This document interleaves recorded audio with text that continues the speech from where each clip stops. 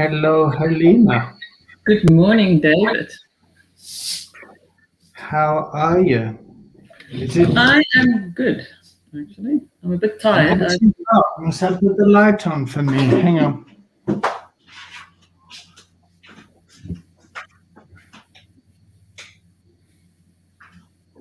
don't know if that's going to make any difference, but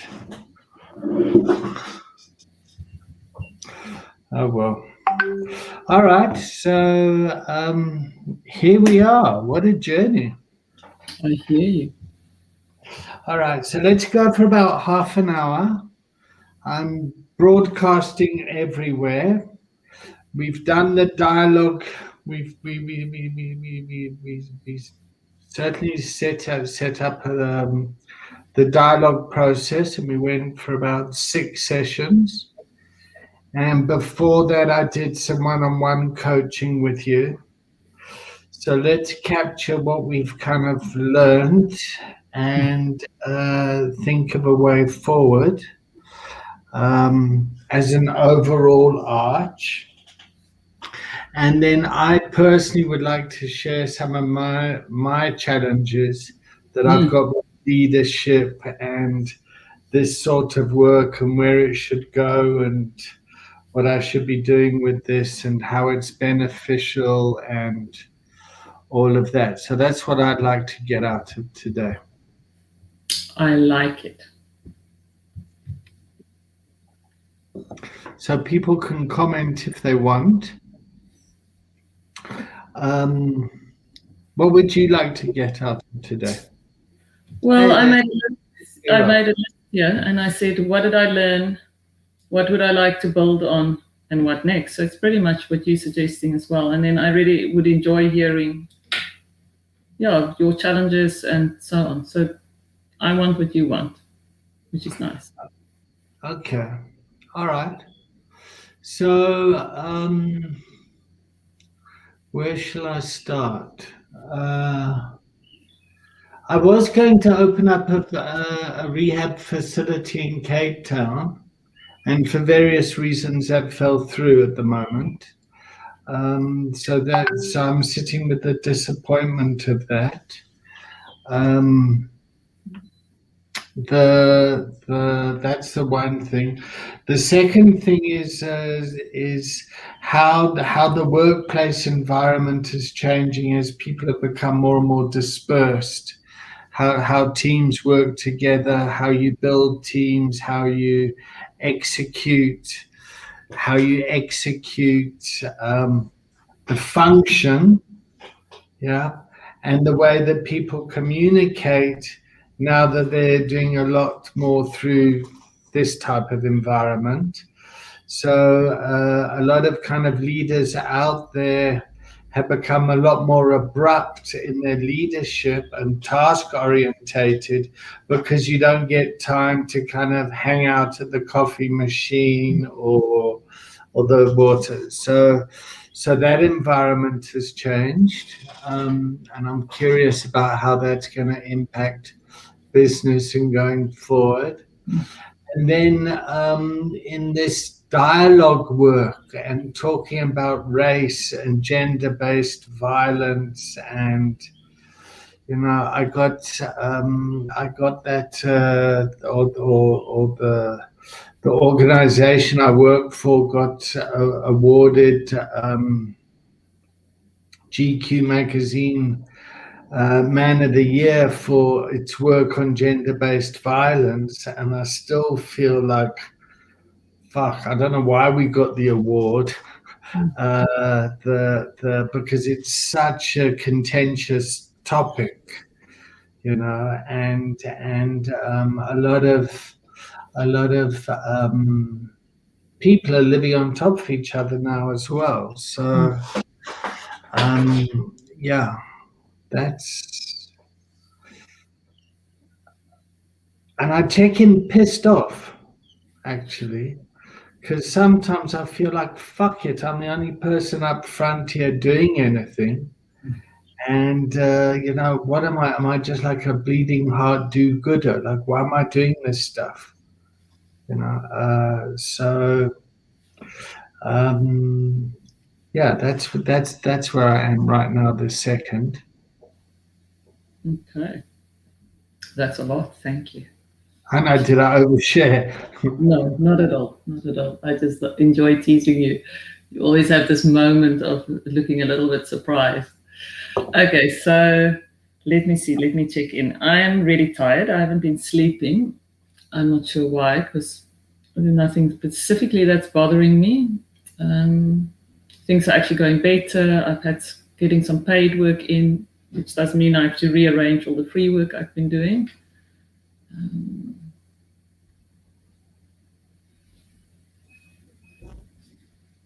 I hear you about the frustration.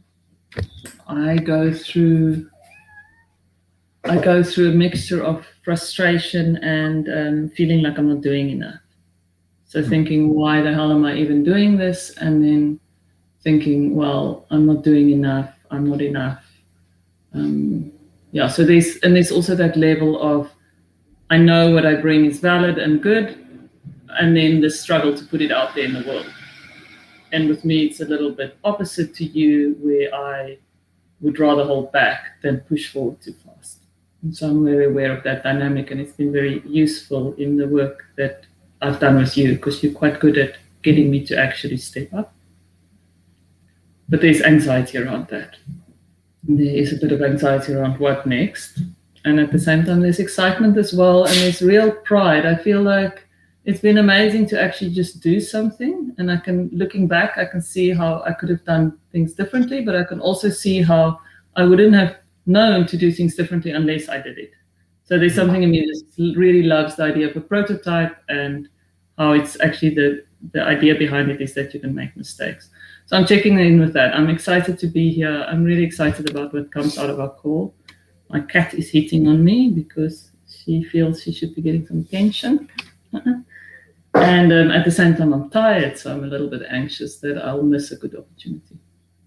So with that, I am in. All right. So where should we go? Let's talk about your offering. Let's talk about what you learned with the skill that you taught. So I learned that I I've learned that it's one thing to have a conceptual idea of something, which is something I do a lot. I think a lot. So there's a big difference between thinking about something and doing something. And I think my biggest learning was around, rather than trying to explain the concept to people of different aspects of dialogue, to do something first and then to reflect on it afterwards and to name it. So rather than naming it up front, saying, today we're going to be learning about this, this, and this, and this, and this, and this is how it works, and this is why.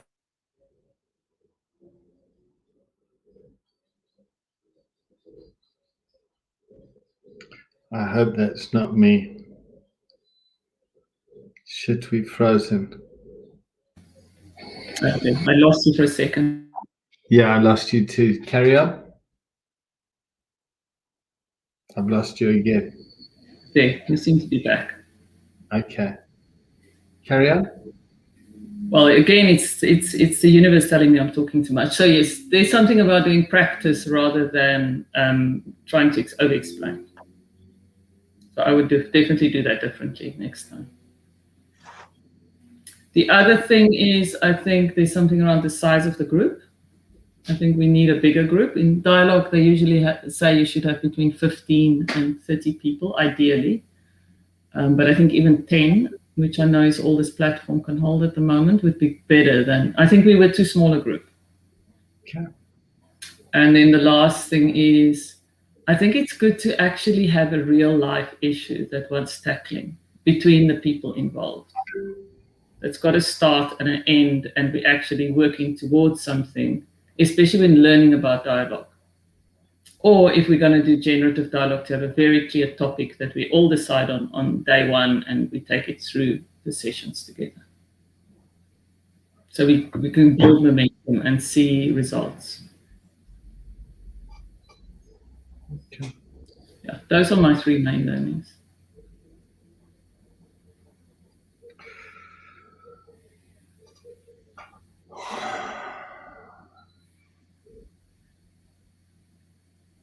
So, what were the topics that came up? What were the themes? There's always race. There was race, but for me, the main theme that repeatedly came up was something around safety and creating a safe container that holds emotion and that holds everyone, and like a kind of a wanting to get stuff done and feeling frustrated and held back. So there was also something around authenticity and the privilege of authenticity. It's easier for some people to be authentic, and also the ways in which we can be authentic. And those things, for me, there was an overlap. I don't know if that was also a bit wordy, but those were the two things that seemed to me to be a repetitive thing that came up in the group. All right. So, I mean, when I went down to Cape Town, I went on a couple of hikes, which was really nice. And we had the usual Cape Town Joburg argument. And apart from that, I was just interested in listening to the topics that we spoke about, as three old friends. The one thing was the Holocaust, yeah, and why it's important to keep talking about those atrocities. The other is racism, and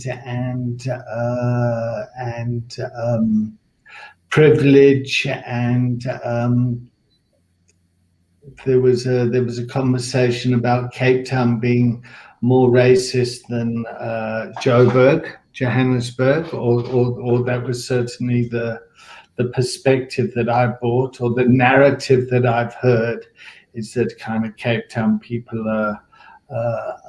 And that caused some heat. And then the other thing that got me thinking was, what is success? When do you know that you're successful? When do you know that you've arrived? When do you know that?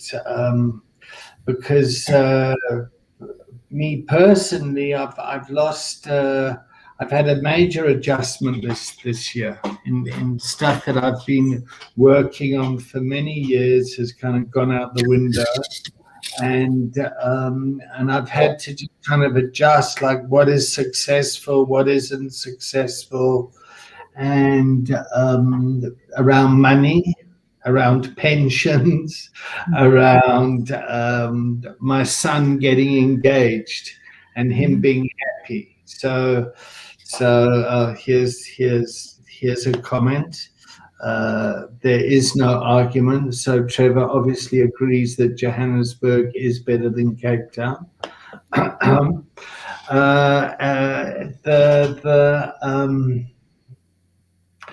So those were kind of, and as I'm listening to what we're talking about as three old friends that are kind of walking around, that have kind of grown up in through the 80s, 70s, 80s, 90s, 2000s, and we have kids that are growing up, getting married, how the world has changed, how it hasn't changed. And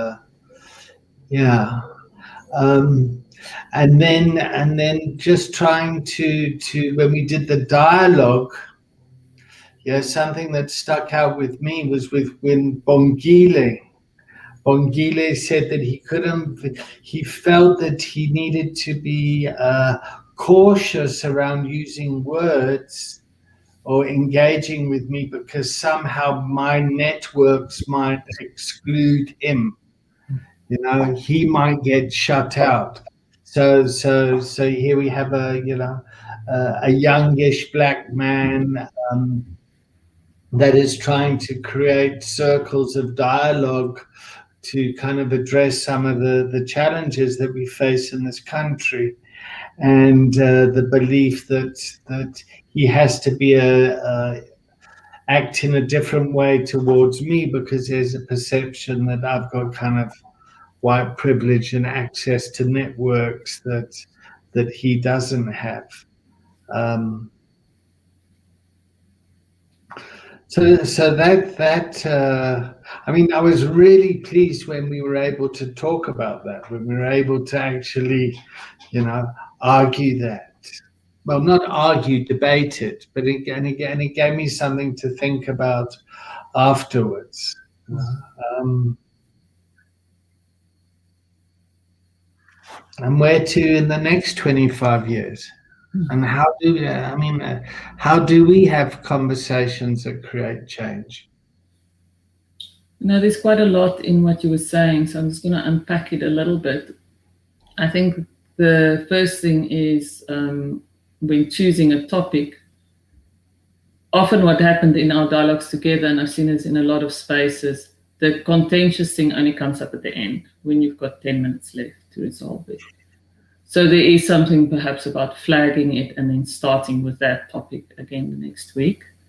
And I could go into more detail, but I'm not going to because it won't be that amusing to our listeners.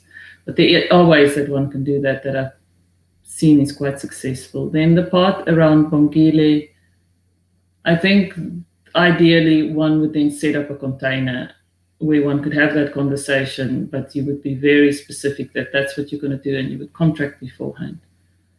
Because I think what he brought up is certainly something that I struggle with when networking as well. There are levels of access, and there is a fear in me. I can't speak for him because I'm not him.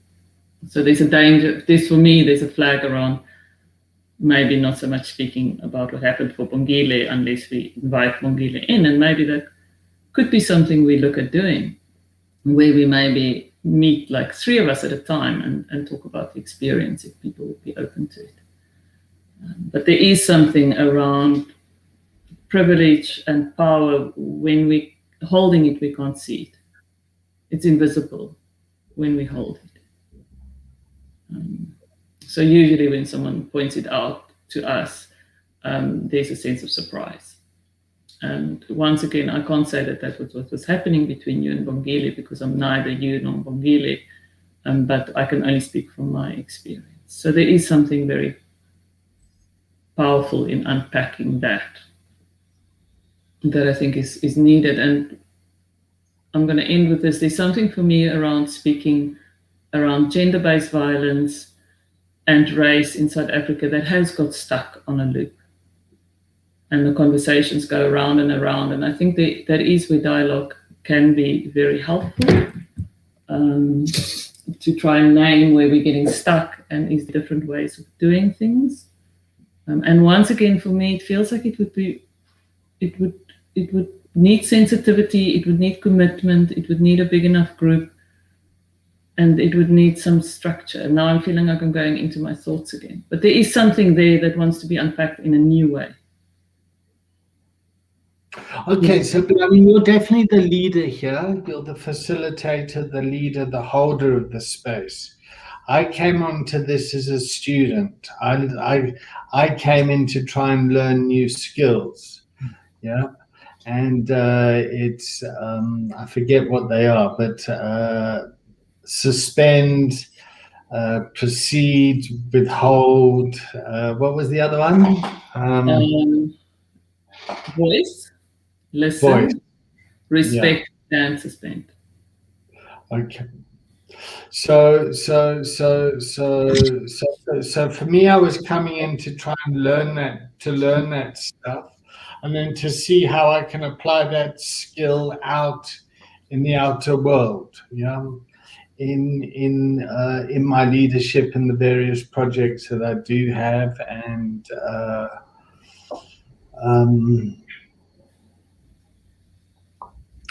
yeah, what would part 2 hold? Part 2 would hold.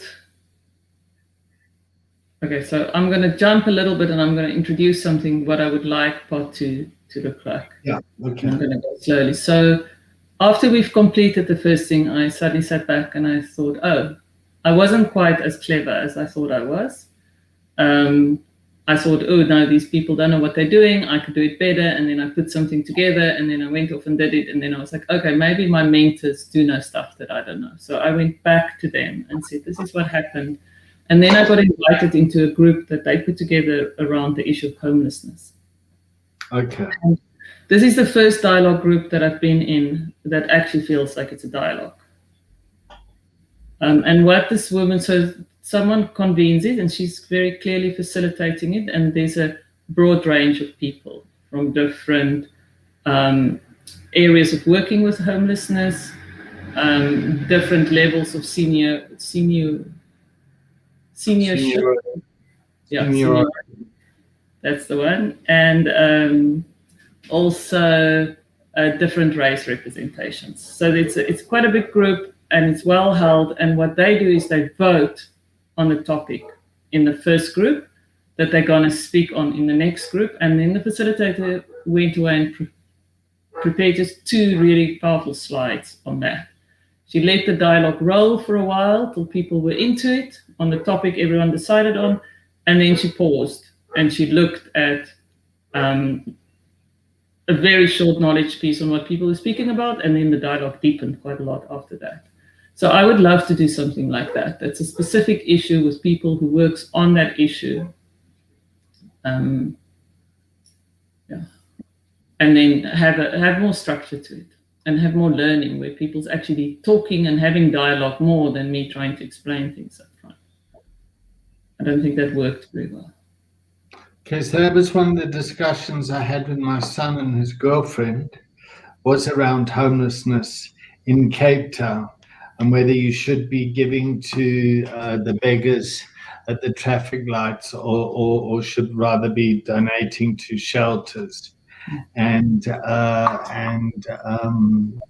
my stance was that I'd rather give to the person at the lights.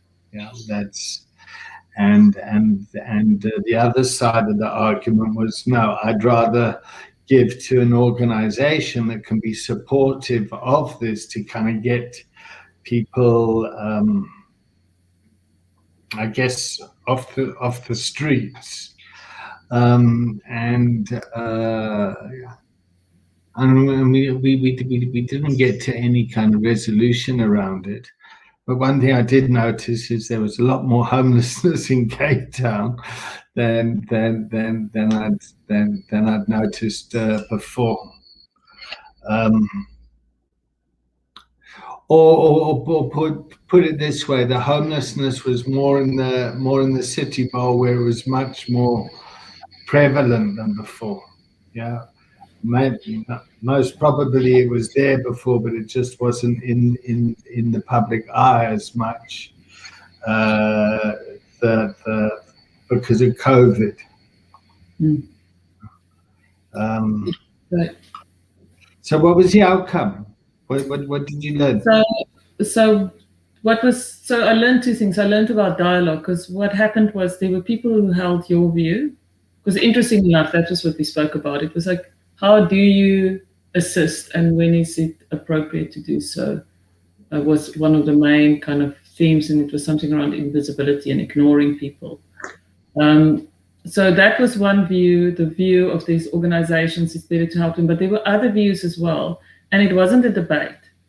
Like people spoke quite short and everybody else listened and really heard them. And then somebody else would speak and sometimes I would follow what somebody said. Sometimes I would bring something new, but by being present and just really listening, whole new levels of knowledge came through for me. How we speak about the homeless and how we divide between somehow those who don't have, there's kind of something wrong with them, and those who do have is doing something right. That's quite an important piece. For me, there was also something around really seeing the tension between looking at somebody at the robot and really seeing them, and then sitting with this tension of, well, I can help them, but I can't help everyone. That makes me show up in other ways, where I might be lazy in my world, where I would rather think, this dialogue thing's too much work. So there's something about feeling the pain of not being able to help someone that wakes me up to the fact that there is inequality and that it is not fair. And then to really say, okay, where can I work? Is it helping this person? Is it actually helping someone in my life that's doing important work? Is it actually supporting, I know, white families who's not being able to make their mortgage? I have friends who can't make their mortgage. Like, why do I think it has to be that person somehow? I don't know if that makes sense, but there was for me a whole thing about seeing it's part of a system, and there's a whole lot of ways I'm not being generous in other places of the system where I can and where it can make quite a difference. So yes, I can help that person, and when I can, I will, but it's not just that's needed. There's more stuff that's needed. I don't know if any of that makes sense. Yeah, it makes a lot of sense. So here's a systemic change that a Facebook user has posted. Court cases against moving homeless people in Cape Town has resulted in more visible amounts of people living openly in the city. So that's most probably a better way of seeing it. Is that it's more in my face now? Yeah, traveling there. So it hasn't gone. It's just more prevalent for me. So my eyes have been open to it more. And then how do we fix that problem? Do we ignore the problem and just kind of, you know, I'm all right, Jack? Yeah. Do we do something to try and change the situation? Yeah, or what? Yeah. You see, for me, that's where dialogue is powerful, because rather than debate it, if one can listen, really listen to what everyone's saying around it, we might all come up with, oh, these are things I could do differently. Because I left the dialogue feeling empowered, but also really feeling like the injustice of what's happening, and knowing that I'm not okay with it. I'm actually not okay with ignoring people. And then really saying, well, where can I use that knowledge to step up more in my life? Because I'm a type of person who tends to not do stuff. So that's what I learned out of it. And I would guess that everyone in that group, when we checked out, it was completely different learnings for everyone, but everyone learned something quite powerful. And with the other thing is, and I'll end with this, most of the people in that group actually works in the field of social justice in some way or another. So they would take the learning that they've had and go and apply it, and that would feed it to the next time. So the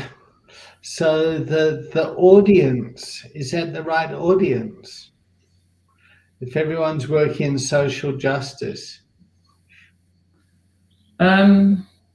I think it depends. That's the thing with dialogue. It depends what you're trying to do. There are a couple of people there who's just kind of cruising in because they've got time and they manage to wing their ways in, so they don't work in social justice. But and their voices were important. But my biggest answer to you is it would depend what you're trying to achieve. Okay. All right. Okay, so let's start wrapping this up, Helena, if you're all right with that. Mm-hmm. How do you want to go? How do you want to plan this year? I'd like to carry on exploring with you.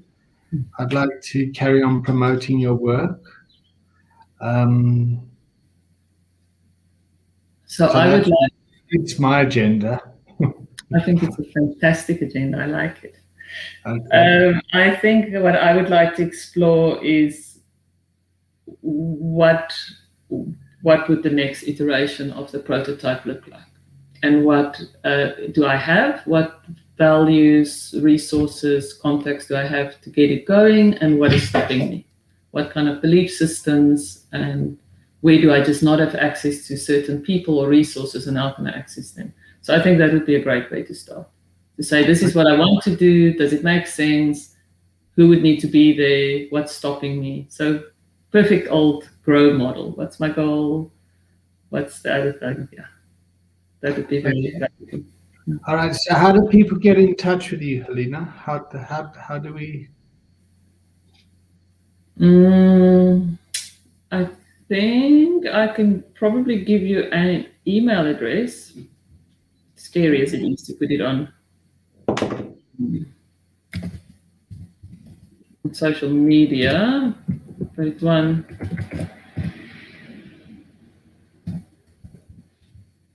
I don't. Okay. Just put it in the private chat and then I'll copy it and paste it. Here we go. People can just send me an email. And otherwise, you've got a Facebook page? Yes. I don't have a. Oh, I do. You're right. Oh, that's actually much better. Yes. That's why I need you. Let me just find it. Give me a second and even.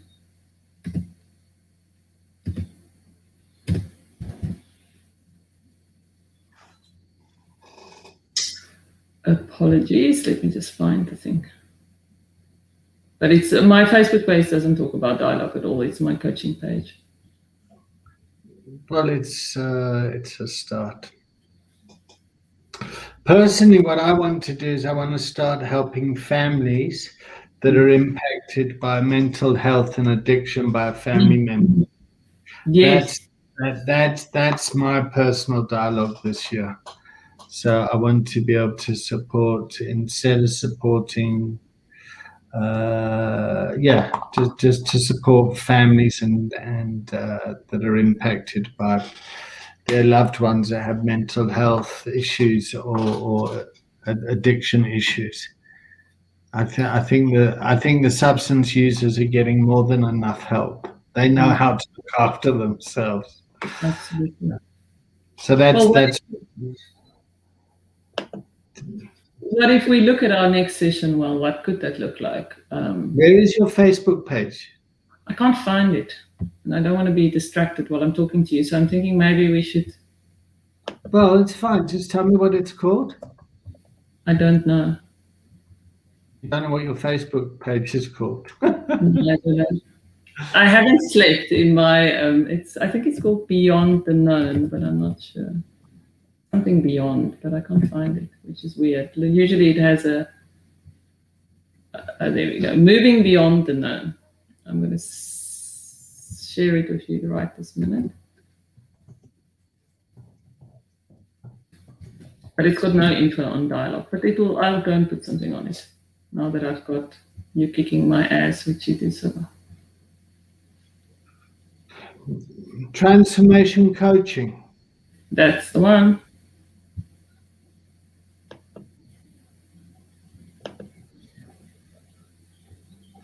Okay, so here we go.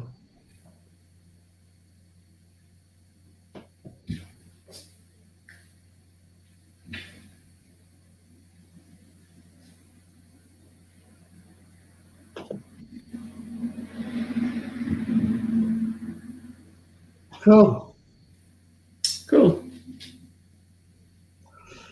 All right, love. Thank you, David. No, it's a pleasure. Thank you. Thank you for the 2 likes that we got from our millions of listeners out there. And Josh Murphy. Thank you, Josh. Josh is great. Josh works in public health.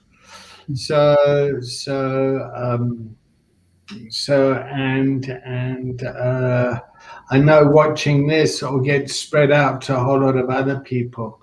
So the fact that we maybe just have 1 or two people watching, and then we have Anthony from the Help Bay community, which is a great community, which is a great real kind of. It's like a bowl of South Africa. Yeah. You got all sorts mixing in Help Bay. Okay, great. All right, Helena, thank you so much. Thank you. I'm checking out with Joy. There's